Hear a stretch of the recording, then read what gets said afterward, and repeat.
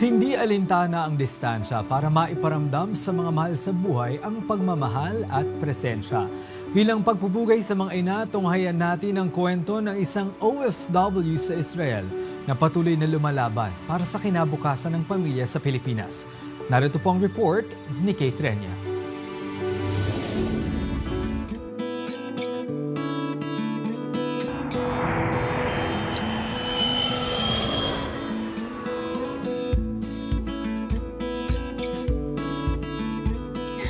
Sa marami, ang Mother's Day ay parang day off ng mga nanay.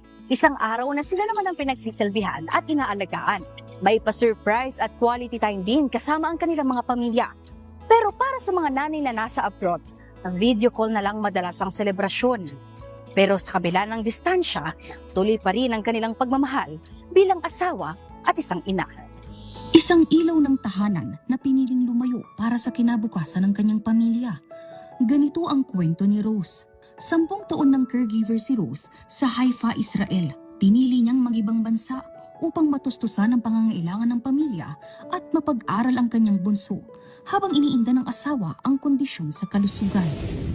Isa pa rin sa mga kaya reason ko na magpunta rito kasi nga matulungan ko si Rodel. Kasi nung time na yan, may problema na yung tenga niya. Kaya sabi ko pag nakapunta ako ng Israel, pwede ka nang mag-stop sa work mo sa call center. Si Gian pa yung bunso, yun yung need na pag-aralin. Pero hindi naging madali ang simula. Nariyan ang matitinding pangungulila dahil anya, hindi na niya lubos na magampanan ang tungkulin sa mga anak. May time na bigla na lang ako umiiyak. Ay sabi nila homesick daw yun. Siyempre, yun, nagpunta lang ako sa park, magpipray para tulungan ako ni Lord. Tapos makikipag-usap sa mga kapatiran.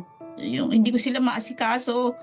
Kung dapat ako pupunta sa ganito, pupunta sa school para malaman ko anong mga reason. Hindi ko nagawa yun. Upang maibsan ang lungkot, inilalaan ni Rose ang kanyang mga libreng araw sa pamamasyal at pakikipag-bonding. Aktibo rin siya sa simbahan at kabilang sa dance ministry.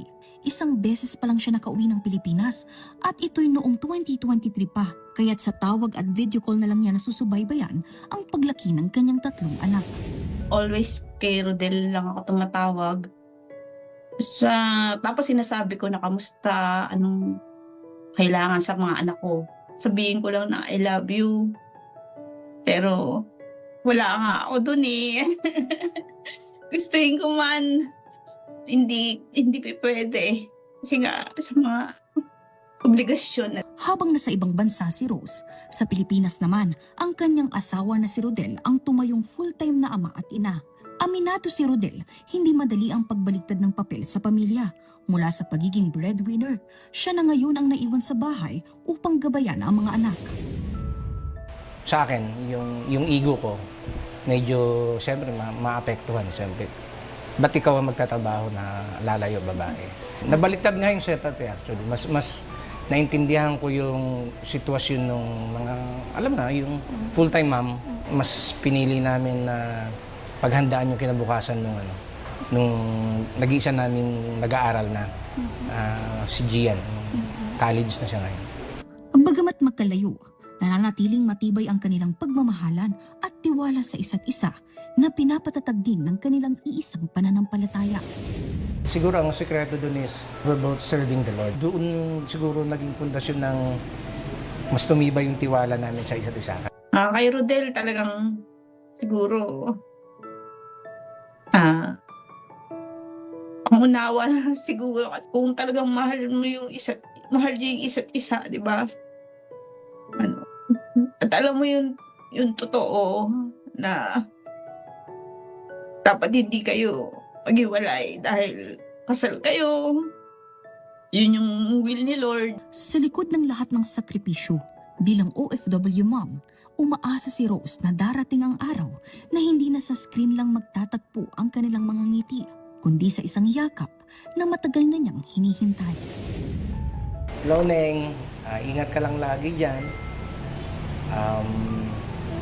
Mother's Day na naman ulit. Magkalayo na naman tayo. So, alam mo naman yon kung ano yung napag-usapan natin. And 100% andito lang ako, suporta. Happy Mother's Day. Magkakaiba man ang sitwasyon ng bawat nanay. May mga nasa bahay at ang ilang ay nasa abroad bilang OFW. Iisa ang kanilang pinanggagalingan, ang pagmamahal at sakripisyo para sa kanilang mga anak. Same love, same sacrifice. At para sa lahat ng mga nanay, Happy Mother's Day!